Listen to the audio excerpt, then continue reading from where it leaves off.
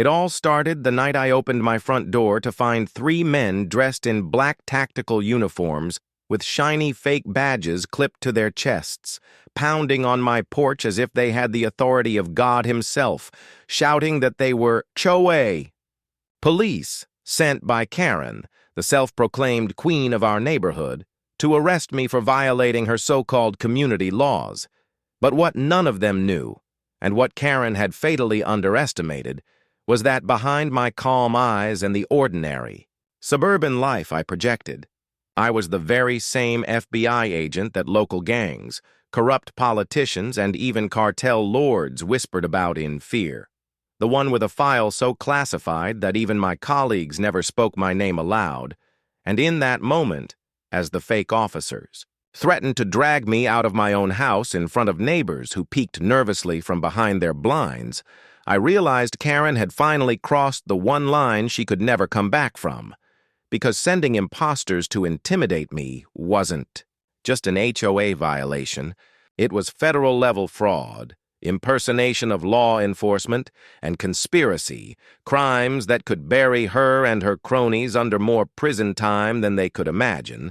And as the men demanded I step outside with my hands behind my back, I leaned casually against the doorframe, studying their nervous eyes, their stiff posture, the way one of them gripped his fake holster too tightly, and I let a slow smile creep across my face, not because I was amused, but because I had just decided how this entire game was going to unfold. For what they thought was a routine intimidation stunt was about to explode into a war that would drag every secret of Karen's rotten empire into the light. And as I stepped forward, allowing the porch light to cast half my face in shadow, I said the words that would change everything.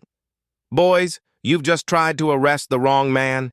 And in that instant their bravado faltered, the tallest one clearing his throat as if to reassert control, barking that I was under HOA arrest for parking violations, lawn infractions, and unauthorized security cameras, a list so absurd it almost made me laugh.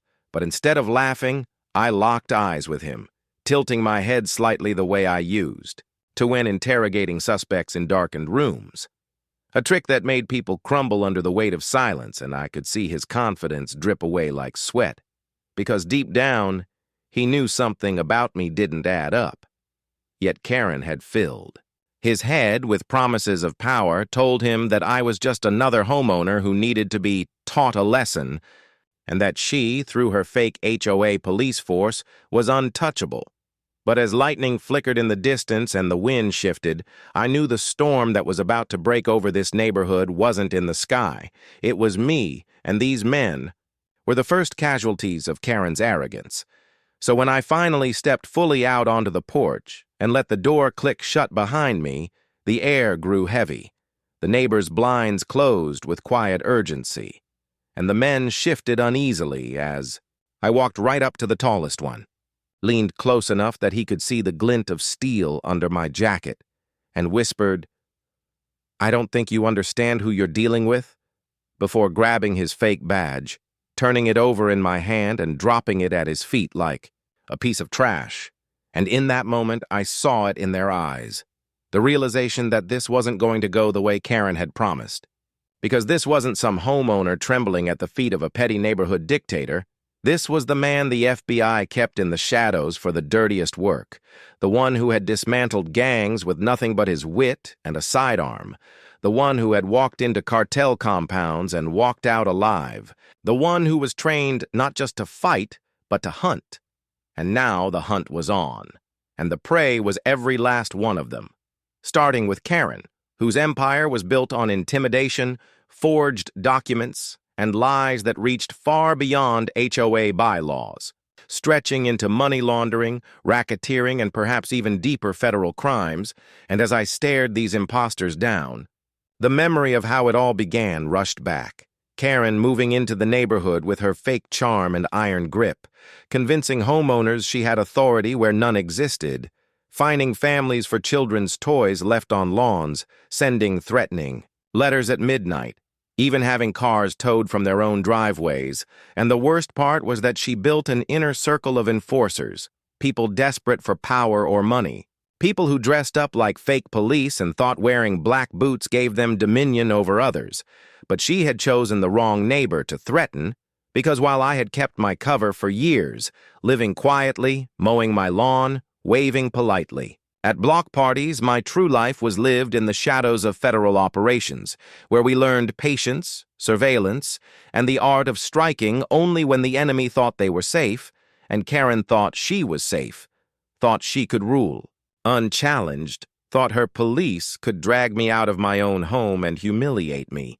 But she hadn't done her homework, hadn't dug deep enough into my past, because if she had, she would have seen the sealed files stamped with red warnings, the ones that detailed operations that never made the news, arrests that toppled crime, families and interrogations that ended with broken empires. And now, standing in the soft glow of the porch light with rain beginning to patter against the roof, I made a silent vow that this was the end of Karen's reign, because the FBI doesn't forgive impersonation, we don't overlook racketeering, and we definitely don't let a suburban tyrant build her empire on the backs of innocent families. And as the tallest imposter stammered, asking me one last time to comply, I stepped closer, whispered, "You have 3 seconds to leave." And when they didn't move, I pulled back my jacket just enough for the faintest glimmer of my badge, and the cold outline of my sidearm to show. And in that frozen heartbeat, they realized the horror of what they had done, because they hadn't tried to intimidate a weak neighbor. They had just declared war on the one man in this country they could never defeat, and as they scrambled down the porch steps into the rain, muttering that, "Karen will hear about this," I watched them disappear into the shadows, knowing full, well, this wasn't over. It was only the beginning, because Karen had just escalated a neighborhood dispute into a federal case, and I was going to make sure every secret she thought she had buried came crashing down on her head, no matter how deep I had to dig or how many fakes she sent my way. Because when you pick a fight with the FBI agent everyone fears, you don't just lose, you vanish from the game entirely. And as the rain-slick street reflected the dim glow of the street lamps, I shut the door behind me and let the silence of my house wrap around me like an old ally. But my mind was already racing, calculating, filing away every detail. The counterfeit stitching on their uniforms, the cheap engraving on the badges, the jitter in their voices that revealed they were not seasoned officers but hired muscle trying to play dress-up. And I knew instantly that Karen had elevated her game, which meant she felt threatened, which in turn meant that somewhere in the quiet of my careful life, I had exposed a crack in her empire. A misstep she couldn't ignore, and that explained her desperate escalation to uniforms and fake arrests. But desperation in my line of work was always a sign of weakness, always the beginning of the end. And as I poured myself a glass of water and sat at the edge of my kitchen table, I thought back to the first time I'd ever noticed Karen's tactics, the smug smile when she slapped a violation on a family's mailbox because their lawn was half an inch too high, the way she relished sending threatening notices at dawn, as if she got her power from others' fear, and the gossip about her secret task force of loyal enforcers who prowled the streets at night, fining, intimidating, threatening. And I realized I had let her little empire grow too long without interference, because while I had buried myself in federal cases, I had ignored the suffering around me, the elderly couple who nearly lost their home to Karen's fabricated fees, the single mother whose car was repossessed after Karen reported her as delinquent, the kids whose bikes were confiscated because they weren't locked to approved racks. And as I sat in the stillness of my kitchen, lightning briefly flashing across the glass, I felt a fire ignite deep in me, not just as an FBI agent, but as a neighbor, a protector, someone who had watched too long from the sidelines, and I promised myself this wouldn't be just about teaching Karen a lesson.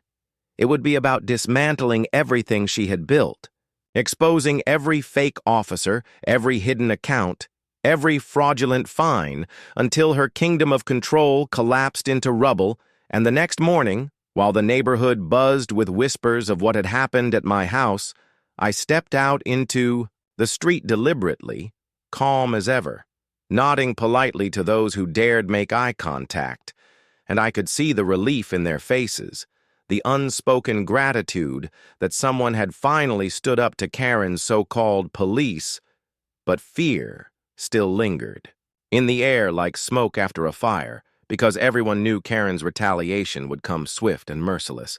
And true enough, by midday, a notice had been nailed to my mailbox, bright red letters screaming that I owed $50,000 in urgent HOA fines. The paper signed with Karen's looping signature and stamped with a seal she had forged years ago to mimic legal authority, and I almost laughed at the audacity, because while most neighbors might panic at such a letter, I recognized immediately the sloppy formatting, the inconsistent fonts, the telltale signs of fraud that I had dissected 1,000 times in financial crime units, and I tucked the letter under my arm, walked back inside, and began the process that I knew would not only end Karen's reign, but also ensure she and her fake officers would face real justice, because now it wasn't just personal, it was professional, and when an FBI agent decides to move, the wheels of inevitability begin turning, grinding slowly but with unstoppable force, and as I pulled out my secure laptop, logging into systems hidden behind multiple firewalls, I started a file. Operation Neighborhood. The code name I gave it not for bureaucracy, but for the satisfaction of knowing that one day soon, when the indictments were read aloud in court, Karen's name would be tied forever to the operation that destroyed her. And I began pulling threads, first tracing the fake badges through obscure online vendors, then linking the email addresses on the fraudulent notices to offshore accounts, then tying those accounts back to property records that revealed something shocking. Karen wasn't just running a fake HOA. She was laundering money through the fines, funneling them into shell companies, and investing in properties across 3 states. And my pulse quickened because this wasn't a petty tyrant anymore. This was organized crime disguised as neighborhood management, a racket hiding in plain sight, and as the afternoon sun dipped and the first drops of evening rain began again, I realized that taking down Karen wouldn't just save this neighborhood. It could unravel an entire network of corruption, and that thought fueled me, pushed me deeper into the files, cross-referencing names, matching signatures, until I hit on something that made me stop cold. One of the men who had stood on my porch the night before had a prior record under another name, a felon with ties to a small gang that had once been dismantled by me, years ago, in an operation he barely escaped, and the realization hit me hard. Karen wasn't just hiring random thugs. She was recruiting from the shadows of my own past, men who had reason to hate me, men who, if they realized who I truly was, would stop at nothing for revenge, and suddenly the game felt bigger, deadlier, because now it wasn't just about neighborhood control, it was about payback.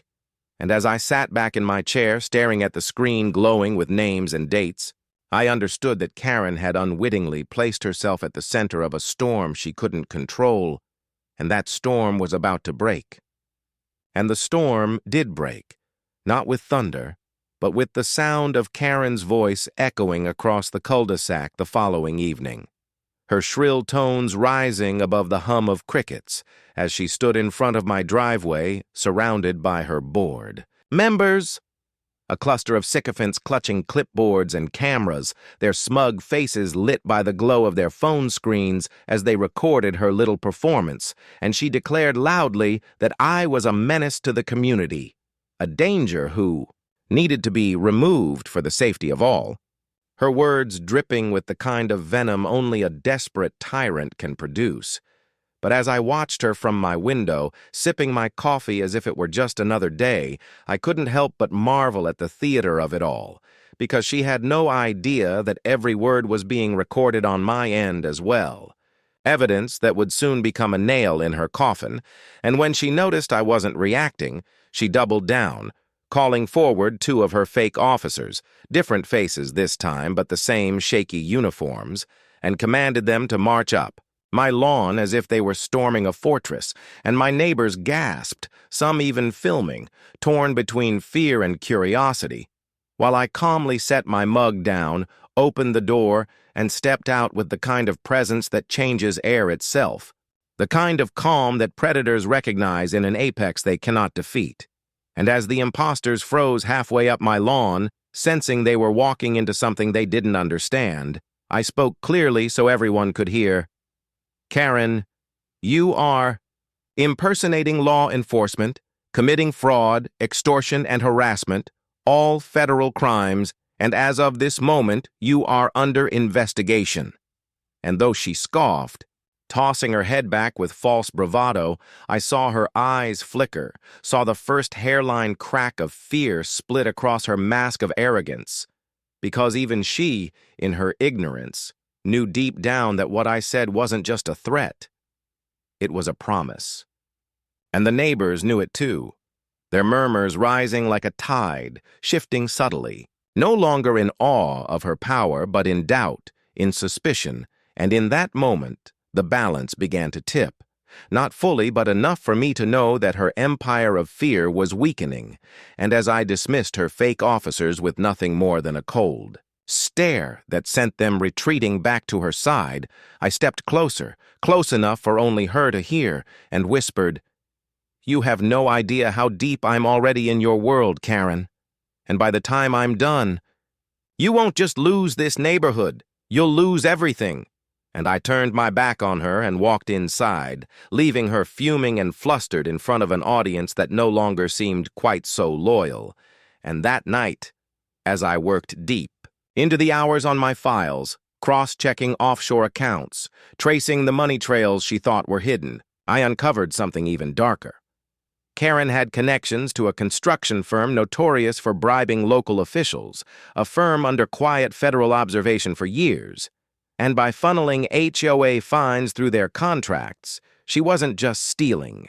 From neighbors, she was laundering millions, money that likely originated from crimes far bloodier than parking fines and lawn ordinances. And when I realized that, a chill spread through me. Because this wasn't just about a tyrant in pearls and designer suits. This was about organized crime reaching into the heart of suburbia. And Karen was either a pawn or a partner. But either way, she had just tied herself to federal felonies that guaranteed she would burn. And as the first light of dawn crept over the houses, painting the street in pale gold, I leaned back in my chair and let out a breath, knowing that the war had escalated beyond the neighborhood, that soon this wouldn't just be a local showdown but a full-scale federal takedown, and that by choosing me as her target, Karen had triggered the one force she could never defeat because she hadn't sent fake HOA police to the door of a frightened homeowner. She had sent them to the door of the FBI agent they all fear, and now her fate was sealed. Karen thought she could rattle me with her theatrics, with her fake cops and staged accusations, but the truth was that every move she made only exposed more of her operation, and as I sat in my office the morning after her driveway stunt, the evidence I had already compiled sprawled across multiple encrypted files. I realized I had enough to open a formal case file, not just on Karen, but on the network she had tied herself to. A sprawling web of shell companies, fake vendors, and offshore accounts that stretched like roots into places far outside this neighborhood. And while my neighbors watered their lawns and waved half-heartedly at one another with the nervous energy of people living under a tyrant, I was digging deeper into a machine they couldn't see, pulling threads that connected Karen's smiling face at HOA meetings to the laundering of cartel cash through suburban construction projects. And I knew that if I moved too soon, she'd slip away into the shadows her partners had built for her. But if I waited too long, she might tighten her grip and retaliate harder against the families already suffering under her reign. So I balanced the scales carefully, running surveillance, intercepting communications, planting invisible tripwires in the systems she thought were secure, until slowly but surely the picture became clear. Karen wasn't the top of the pyramid. She was the leash holder of this neighborhood, a mid-level operator feeding the greed of larger sharks, and that realization changed everything. Because now, this wasn't just about revenge or neighborhood justice. This was about sending shockwaves through the underworld that would make sure no one ever tried something like this again. And yet, even as I strategized, Karen struck again, this time not with uniforms, but with fear, plastering notices across the community claiming I was under investigation by her board for harassment and threats, urging my neighbors to sign a petition to have me removed from my home, and while her lies were paper-thin, fear has a way of spreading fast, and I could see it in the eyes of those who avoided me at the corner store, in the hushed whispers that followed when I walked past. But what Karen didn't realize was that I had been trained for far worse isolation, that I had walked undercover through cities where no one dared speak to me for fear of death, and that a few fearful neighbors would not break my resolve, so instead of confronting her theatrics head-on, I used them, letting her grow bolder, letting her believe she was winning, because the higher she built her tower of arrogance, the harder it would fall when I ripped the foundation out from under her, and sure enough, the break came faster than I expected, in the form of a midnight email routed through 3 foreign servers, but landing squarely in one of my traps. An email from Karen to her so-called security chief, demanding that they deal with me permanently before I exposed too much, and those words, captured, time-stamped, and backed by digital signatures, were more powerful than any bullet. Because now Karen had crossed the final threshold, moved from fraud and impersonation into conspiracy to commit violence, and that made this personal for more than just me. It made it official, federal, inevitable. And as I sat back in my chair, the glow of the monitor reflecting in my eyes, I knew Section 2 of this war had begun. And that email, once captured, became the keystone in the towering case I was quietly building. Because with those words, Karen had shifted herself from a petty suburban tyrant into a federal felon who had just conspired in writing to arrange. My removal, and in FBI terms, removal, was a code word that always pointed toward one thing: violence. And though she may have thought her careful phrasing gave her deniability, the courts and my agency would see through it instantly, but instead of moving right away, instead of slamming the hammer down on her door that very night, I chose patience. Because in operations like this, you don't just want the pawn, you want the entire board. And Karen was just one noisy piece in a larger game that had to be exposed, dismantled, and eradicated. So I set traps, digital and physical, reaching into the networks of her supposed HOA police, tracing calls, intercepting messages, watching as she ordered uniforms, badges, even fake warrants from offshore printers, and every move she made left fingerprints in my files, a trail of arrogance that would lead her right into a cage. And yet the irony was that while she thought she was tightening her grip on me, she was tightening the noose around her own neck, because the night after that email, I spotted an unmarked van parked too long at the corner of my street. 2 men sitting inside pretending to check their phones, and I knew instantly they were hers, watching, reporting, maybe preparing to escalate, and instead of shooing them off or confronting them, I let them sit, knowing full well that their surveillance would eventually loop back to her, tying her name to an operation she couldn't explain, and sure enough, within 24 hours, I had the van's plates linked to a shell company listed under one of Karen's fake vendors, the kind she used to bill her neighbors for community security. And I smiled grimly because she had made another mistake. She had used her fake HOA infrastructure as cover for real crime, and that was the kind of sloppy arrogance federal prosecutors love to shred in court. But I wasn't ready for court yet. No, I was ready for war, and war requires more than evidence. It requires strategy. So I began moving like the hunter I was trained to be, planting stories, letting whispers leak that I was leaving town, letting Karen believe her intimidation was working, and as she grew emboldened, doubling her fines, holding HOA meetings where she stood like a queen in front of trembling neighbors, I sat quietly in the back row, watching her mask slip, listening as she ranted about maintaining order and removing elements that threatened the beauty of her empire. And while the neighbors nodded in fearful silence, I could feel their doubt growing, their faith cracking, and I knew the moment would come when they would turn. But before that, I had to draw out her full hand. And that hand came the night she sent not 3 but 6 of her fake officers to my door, this time armed with batons and pepper spray, banging until the walls shook, shouting that I was officially under HOA arrest. And the neighbors poured out onto porches, phones raised, watching what they thought was the peak of Karen's madness. But to me, it was the peak of her exposure, because this time I didn't just stare them down, I acted, stepping calmly into the porch light, raising my phone and streaming the entire encounter live through secure federal channels, capturing every false word, every fake badge, every threat. And as the world outside my neighborhood slept, my colleagues at the bureau were watching in real time, their eyes widening as they saw what I had endured in silence. And in that moment, the case was no longer just mine.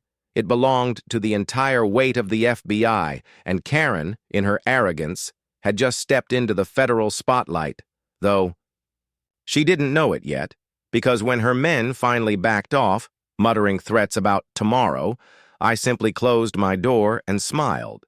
Because tomorrow was the day the real operation would begin, the day the hunter would stop circling and finally strike. And by the time Karen woke up to her morning coffee, the trap would already be closing, and every person she thought loyal would soon face the one truth no tyrant can escape. Fear crumbles when justice arrives. And as the sun rose on that fateful morning, painting the cul-de-sac in shades of gold and shadow, I moved through my routine like nothing had changed, brewing my coffee, trimming the hedges, even waving politely to the mailman. But beneath the calm surface, every muscle in my body was alive with anticipation, because I knew Karen would not sit idle after the spectacle of the night before. And sure enough, as the hours crept forward, I saw her pacing her porch, phone glued to her ear, barking orders to her minions, the veins in her neck visible even from across the street, and I imagined the panic setting in. The dawning realization that her intimidation wasn't silencing me, but instead drawing eyes she couldn't control, and that panic made her reckless.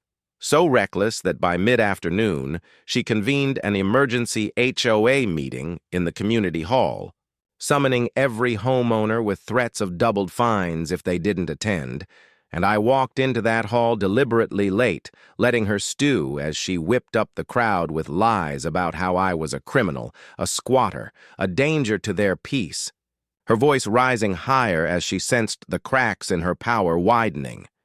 But when I finally entered, every head turned, and the silence that fell was louder than her shrieking, because there I stood, calm, collected, a shadow of authority she couldn't compete with. And I took my seat in the back row as though I had all the time in the world, pulling out a notebook and writing while she fumbled through her tirade. And though she tried to call me out directly, screaming that I had assaulted her officers, that I owed hundreds of thousands in fines, I simply raised my head and asked, "Karen, could you produce those fines and those officers' credentials for us? Because I happen to know the FBI will want them."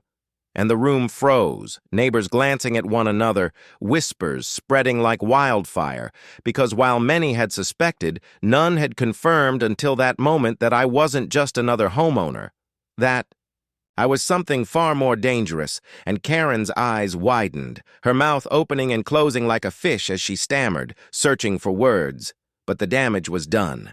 And in that instant, the neighbors saw not the queen she pretended to be, but the fraud I had exposed her as, and though she tried to recover, slamming her gavel and declaring the meeting over, the doubt lingered, and I knew the seed was planted, the seed of rebellion that would grow and shatter her control. But I wasn't waiting for it to grow.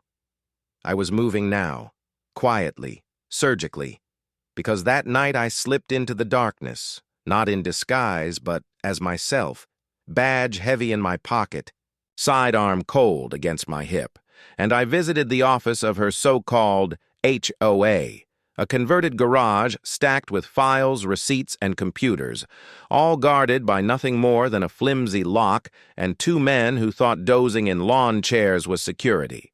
And within minutes, I was inside, pulling hard drives, snapping photographs, cataloging every scrap of evidence, and what I found there would make the prosecutors salivate. Records of every fine, every fraudulent payment, every fabricated vote, where Karen had declared herself president for life, and more importantly, transfers that tied directly into the shell companies I had traced, hard proof of laundering that linked not just Karen, but her board members to millions siphoned off innocent families.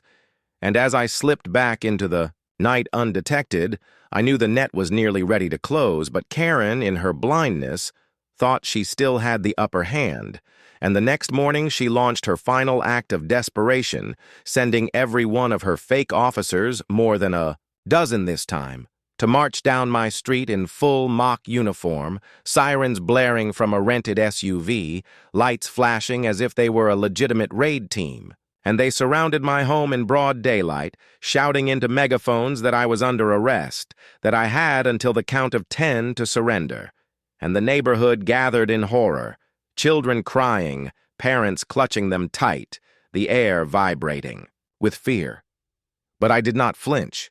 I did not move, because this was the climax I had been waiting for, the moment Karen revealed the full scale of her madness. And as the imposters reached 10 and prepared to break down my door, the roar of real engines filled the air. Black SUVs tearing around the corner, their doors flying open as men and women in real federal gear stormed the street. Weapons drawn, voices thunderous as they ordered Karen's army to drop everything and get on the ground. And in the chaos that followed, the imposters scattered like rats, some tackled, some cuffed, some crying as the reality of federal power crushed the illusion they had lived under, and Karen herself, standing at the edge of her driveway in her pearl necklace and tailored suit, shrieked in outrage, demanding to know who dared interfere with her authority, until I stepped out of my front door, badge raised, voice cutting through the pandemonium as I said, "I dare, Karen, FBI." "You're done."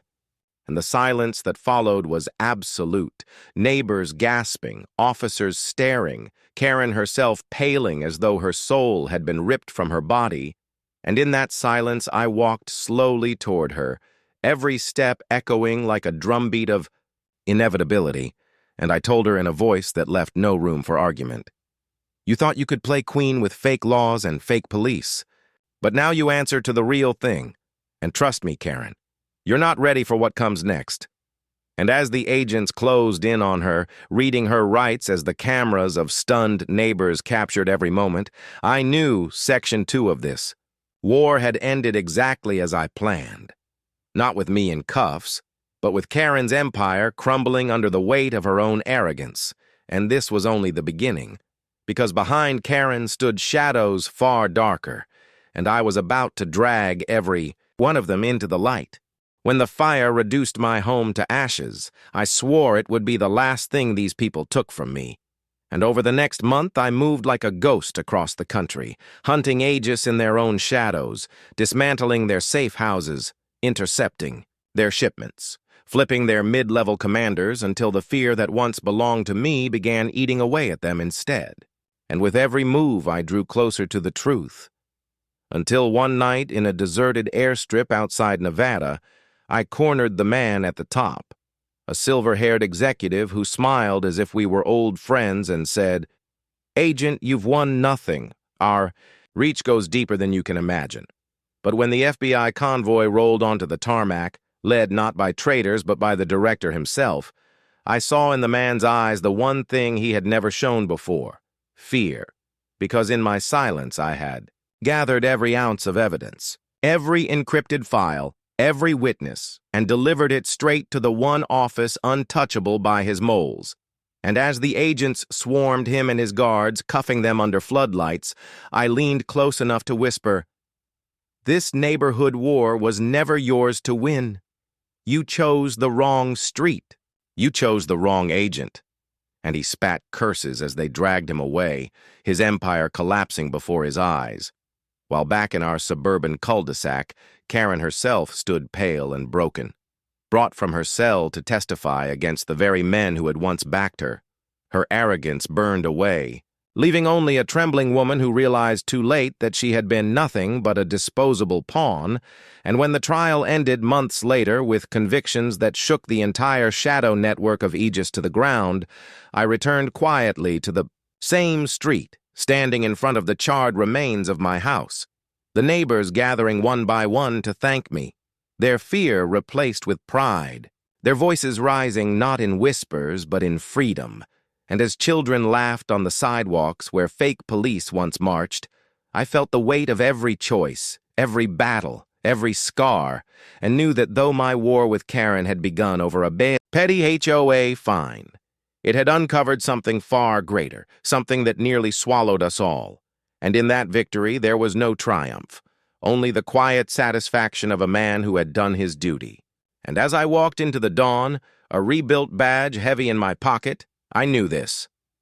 Tyrants will always rise, whether in boardrooms or cul-de-sacs, but as long as I drew breath, they would never reign unchallenged, because I was the one name they all feared, the FBI agent who turned their shadows into fire, and that was enough.